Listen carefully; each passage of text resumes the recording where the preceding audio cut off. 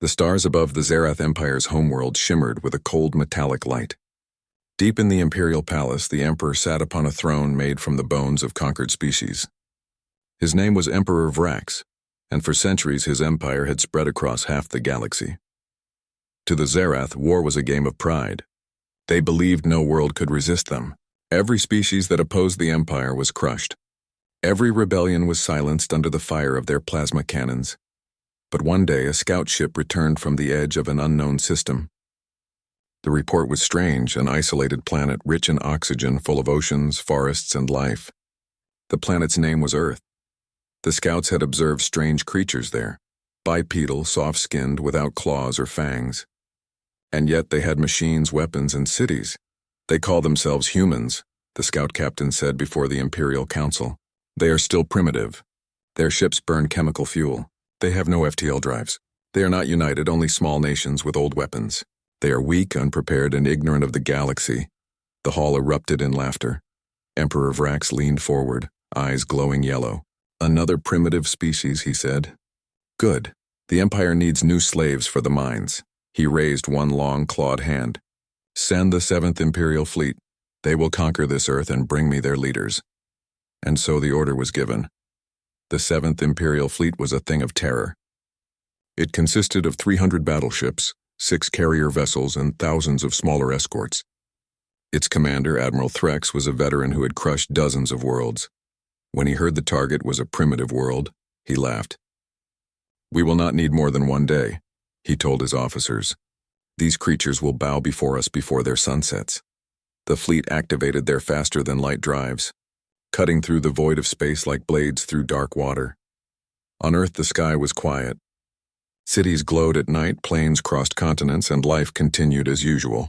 But deep underground, in a secret facility beneath the Rocky Mountains, a group of people already knew what was coming. The Earth Defense Command, EDC, had been created in secret 20 years ago, when strange signals were first detected beyond Neptune. Those signals didn't match any known human source. Governments had denied the truth to avoid panic, but they had quietly prepared. General Elena Park, head of EDC, stood before a holographic globe, showing red lights across the solar system. Each light represented a defense platform or orbital station hidden in space. Her second-in-command, Admiral Reyes, approached. Ma'am, deep space radar picked something up. Hundreds of contacts emerging from FTL near Jupiter. Elena took a deep breath. So it's finally happening. Reyes nodded. They're broadcasting signals. We can't decode their language yet, but it's directed toward Earth. Patch it through, Elena ordered. The alien voice filled the control room, harsh, arrogant, and metallic. To the inhabitants of Planet 3 in the Sol system, this world now belongs to the Zerath Empire. You will surrender all resources and leaders. Resistance will mean extinction. The room fell silent. Engineers, soldiers, and analysts all stared at the hologram, showing hundreds of massive alien ships approaching. Admiral Reyes turned to the general. What do we tell them? Elena's voice was calm. We tell them nothing, he blinked. Nothing? Let them think we're scared, she said. While we get ready. The alien fleet slowed near Jupiter. Their scanners saw small probes, satellites, and debris scattered in orbit. They found no visible warships, no defenses. Pathetic, Threx said with a sneer. No planetary shield, no orbital stations, nothing. Prepare a demonstration strike. A massive cannon beneath his flagship glowed red. A burst of plasma energy shot toward the moon, but something unexpected happened.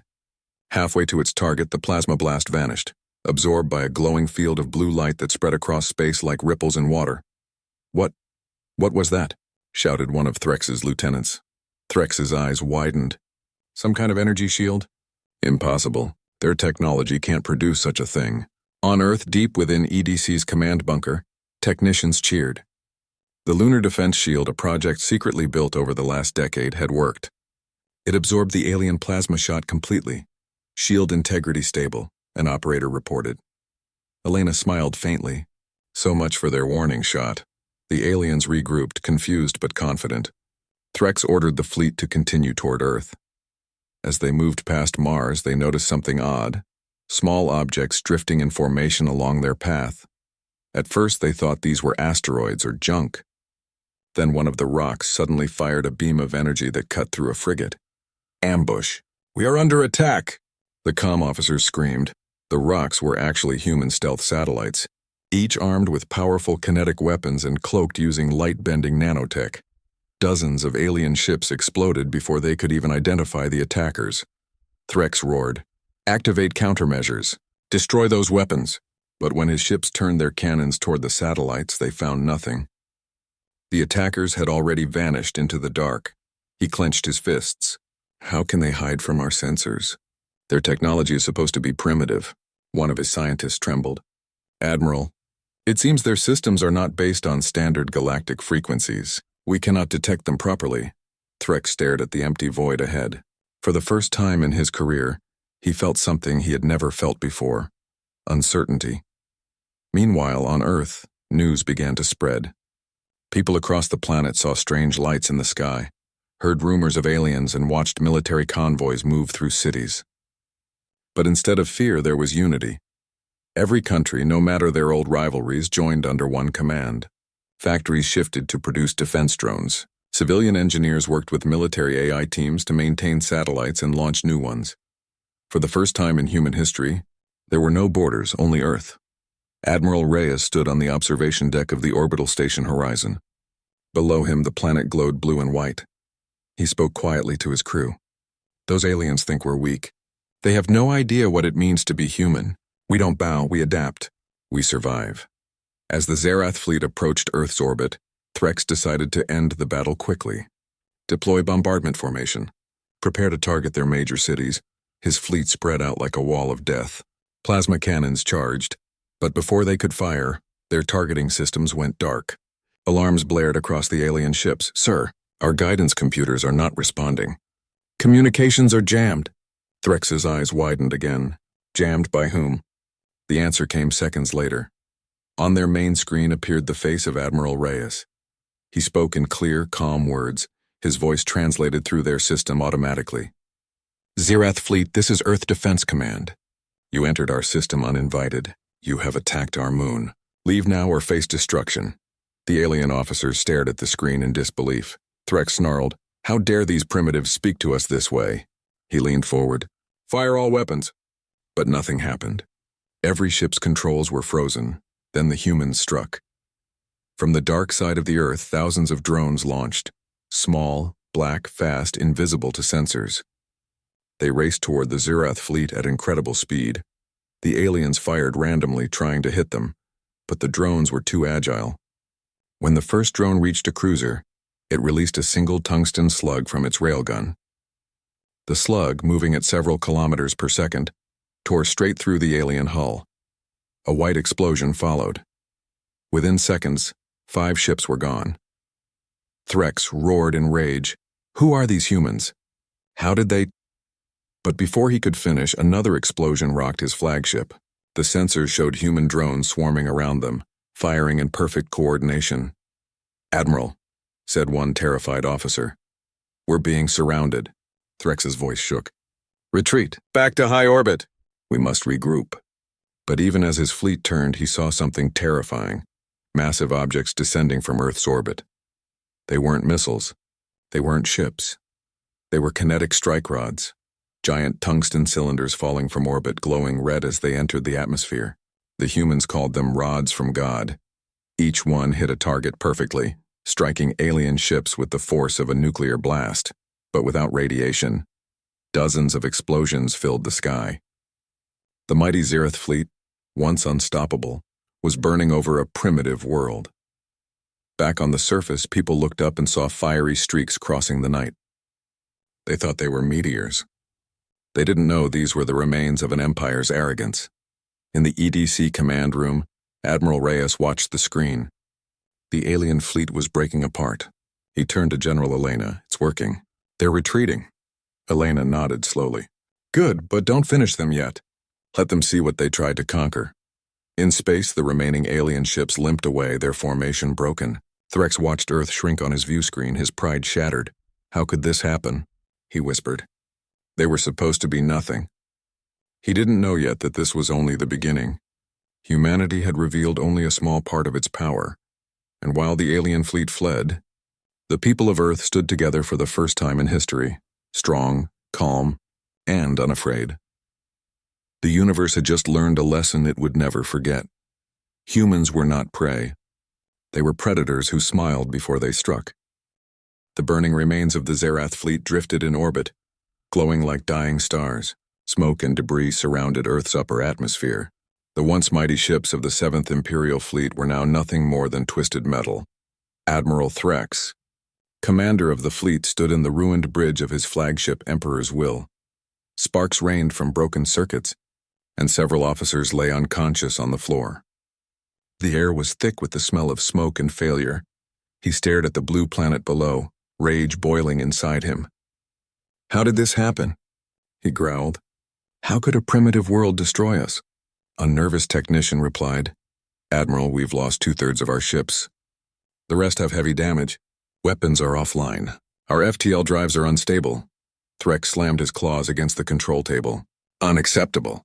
These creatures should be using metal bullets, not weapons that can pierce Imperial shields." He looked out the cracked viewport.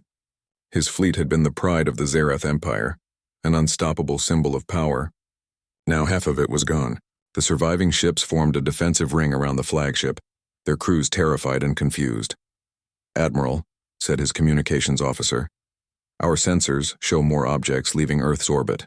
Hundreds of them." Threx's eyes narrowed. "Weapons?" "Unclear, sir." He activated the tactical view. Tiny blips were rising from Earth, heading toward space in perfect formation. They weren't random launches.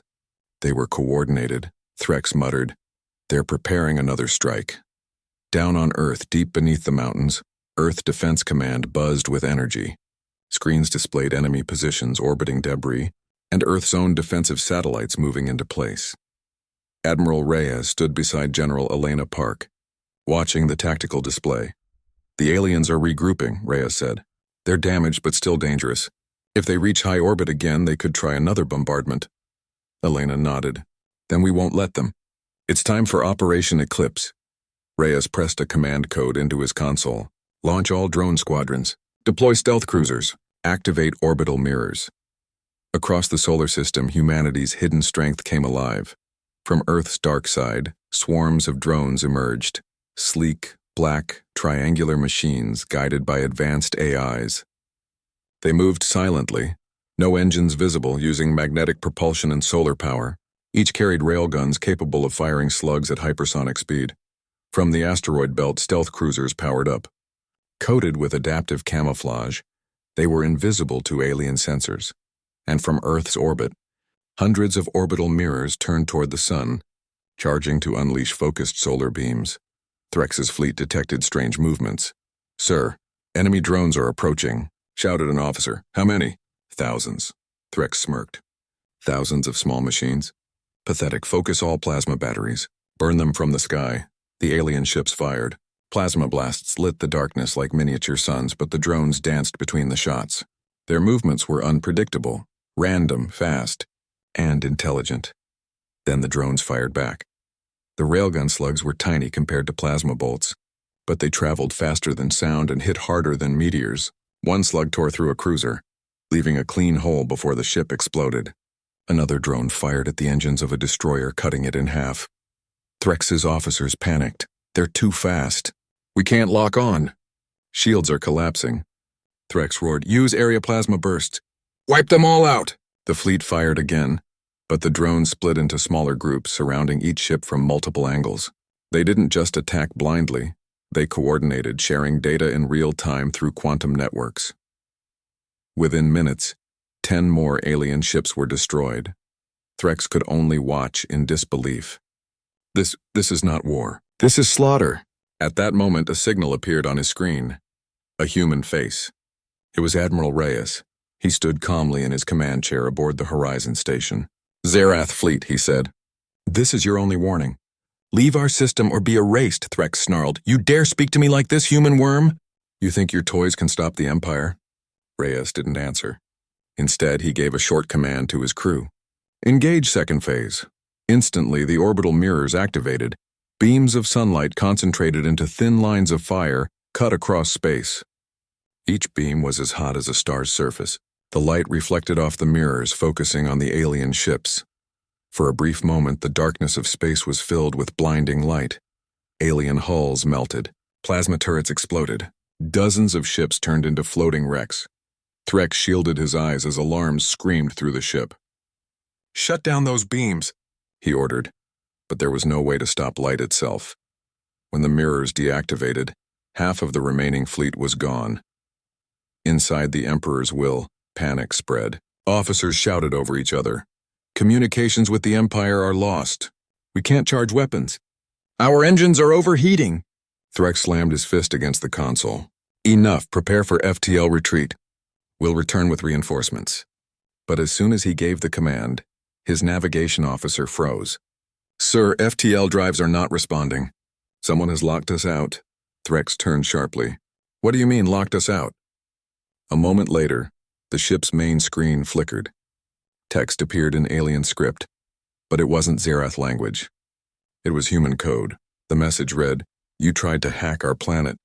We learned faster." Threx's claws dug into the control panel. "They hacked our ships?"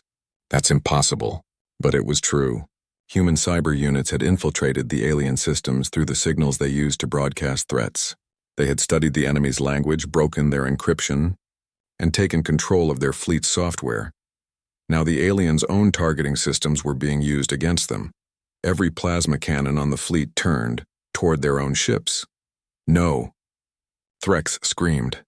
The fleet tore itself apart. Down on Earth, the EDC control room was silent except for the hum of computers. Admiral Reyes stood watching as alien ships exploded one by one.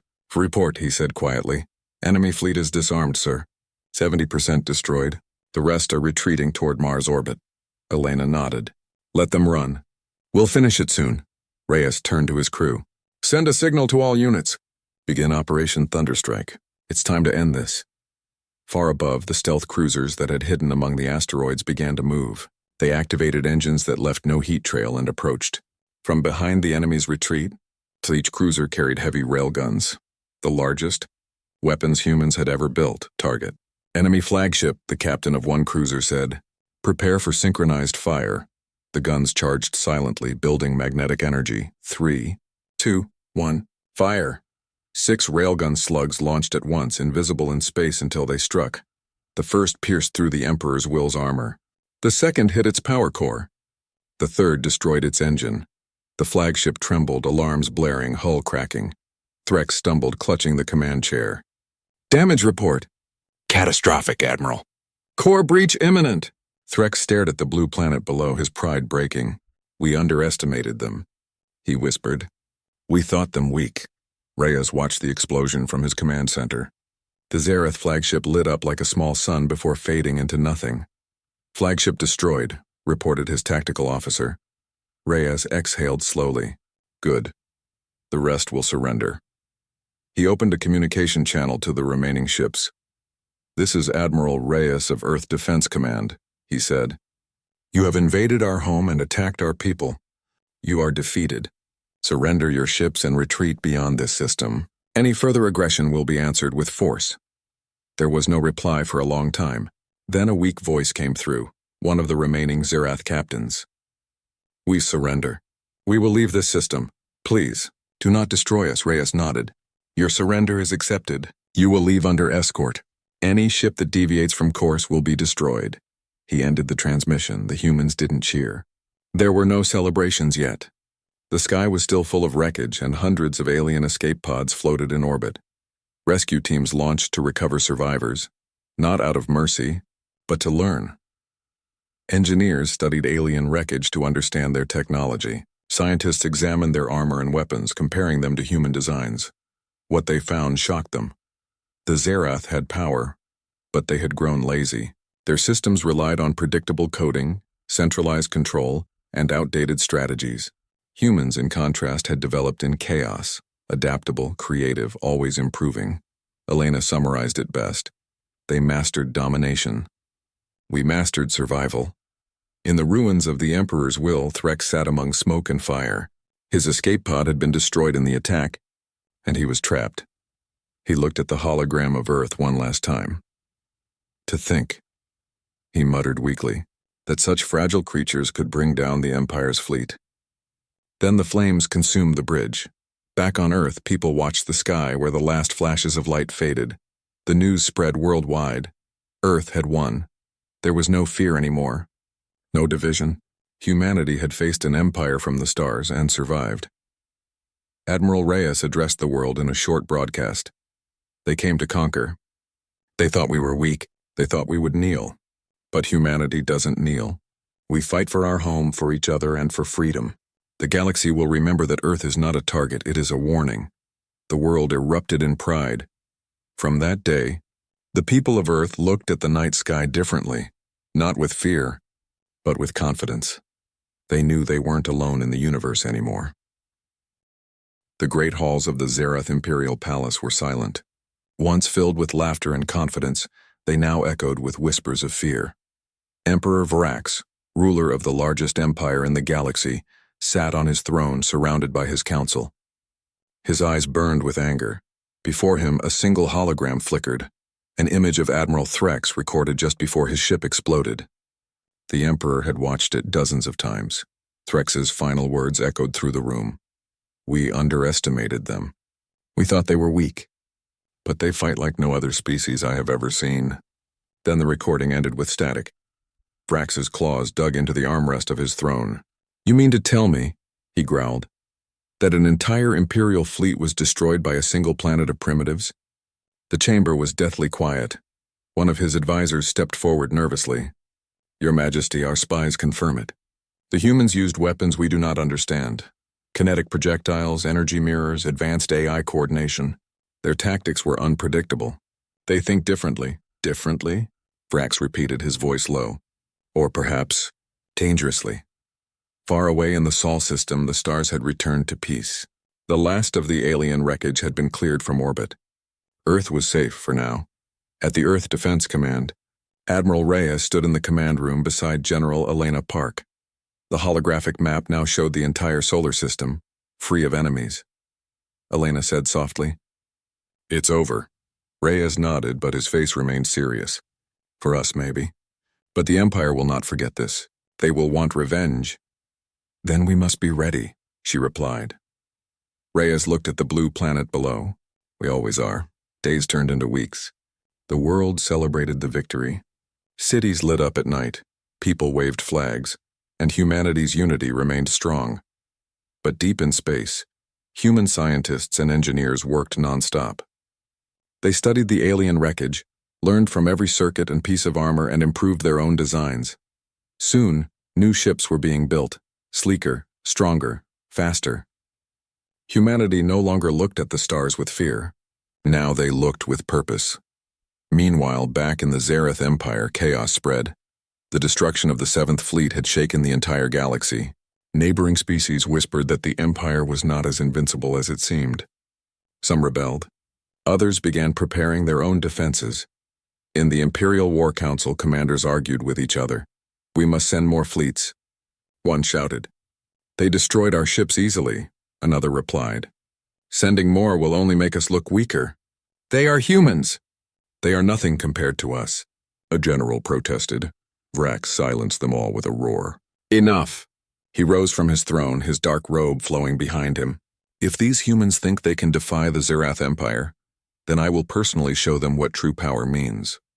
But even as he spoke, doubt flickered in his mind.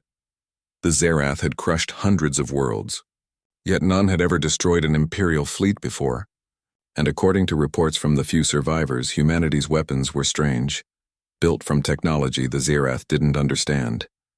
He turned to his science minister. I want a full report on Earth, every detail, every weakness. I want to know what makes them so dangerous. The minister bowed. At once, my emperor. Weeks later, the report arrived. It was long, detailed, and terrifying. It said, humans are not like any other species. They evolved on a death world, a planet full of danger. Every creature, every storm, every disease forced them to adapt. They thrive in chaos. They do not fear death. They cooperate under pressure.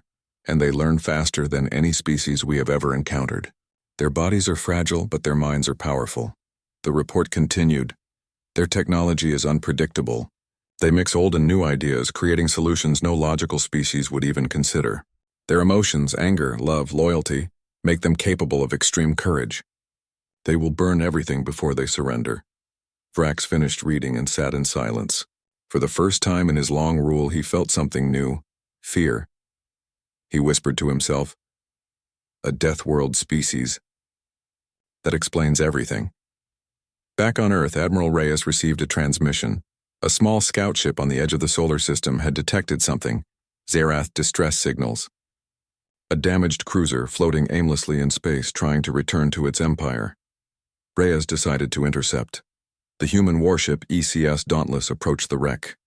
Its hull bore the marks of battle, but it was still intact enough to broadcast a message. "Attention, Zerath vessel," Reyes said. "You are trespassing in human space. Lower your shields and prepare for boarding." There was no response. Then slowly, the alien ship sent a weak signal. "We surrender." "Please, help us." Reyes gave the order to dock. Human soldiers entered the damaged alien cruiser. Inside, they found what was left of the crew, tired, starving, and terrified. Their commander, Captain Draal, was barely alive. When he was brought before Reyes, he struggled to speak. You should have destroyed us." Reyes looked at him calmly. "Why? You're no threat now." Draal coughed weakly. "You don't understand. When the Emperor learns we failed, he will send more. He will burn your planet until nothing remains." Reyes shook his head. "Let him come. We'll be waiting." The humans treated the survivors humanely, giving them food and medical care. In return, Draal shared information about the Zerath Empire, their strength, their numbers, their weaknesses. What humanity learned shocked them. The Empire had thousands of fleets, hundreds of worlds, and millions of soldiers. But Reyes wasn't afraid. "Numbers don't win wars," he said. "Intelligence does." He turned to Elena. "It's time we send them a message." A week later, a small probe left the solar system, carrying a single transmission in the Zerath language. The message was simple: "We are the people of Earth. You sent your fleet to conquer us. We defeated it. We do not seek war, but if you come again, we will end you. Stay away from our home." The probe sent the message across the stars, directly to the Zerath capital. In the Imperial Palace, Emperor Vrax received the transmission. He expected arrogance or threats. Instead, the voice was calm, firm, and human. "We do not seek war, but if you come again, we will end you." Vrax clenched his fists. They dare to threaten me? But his generals were silent. They had seen the reports. They knew another fleet would likely face the same fate. One general finally spoke, his voice trembling. "Your Majesty, perhaps we should avoid them. There are many other worlds to conquer." Vrax's eyes narrowed. "Avoid them? You suggest we fear them?" "No, sire. But we must be cautious. They destroyed our finest fleet without losing a single world. Their defenses are beyond anything we've seen." Vrax turned away, staring at the stars through the window. For a long time he said nothing. Then he gave his order. "Very well. The Sol system is to be declared forbidden space. No ship will approach it. No probe will scan it. From this day forward, Earth is off limits." And so it was done. In the records of the Zerath Empire, the Sol system was marked with a red symbol, a warning. "Do not approach." Death world inhabitants, extremely dangerous, rumors spread across the galaxy. Traders, pirates, and explorers whispered of a world where fragile creatures destroyed the Empire's fleet. Some called them the ghosts of Sol. Others called them the Iron People. But most called them simply humans. On Earth, peace returned. The planet healed. Nations rebuilt. In a quiet observatory on the moon, Admiral Reyes stood looking at the stars. Beside him was General Elena Park. "Do you think they'll ever come back?" Elena asked. Reyes smiled slightly. "Maybe. The galaxy is big. There will always be someone who thinks they can conquer us. And when they do?" Reyes looked at the stars, his eyes calm and full of confidence. "Then they'll learn the same lesson the Zerath did." He turned to leave, his voice echoing softly through the station. "Never underestimate humanity."